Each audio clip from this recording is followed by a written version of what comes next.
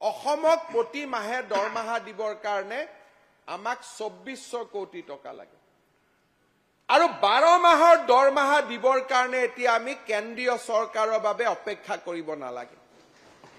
কেন্দ্ৰীয় চৰকাৰে টেক্স ডিভলিউচনৰ টকা 11 তাৰিখে পঠায় আৰু আমি দৰমহা দিও উপাধ্যক্ষ মহোদয় এটোটো ইয়াতটো বেছি দেখুৱাইছে দৰমহাটো নো স্কোপ ফৰ অধ্যক্ষ মহোদয়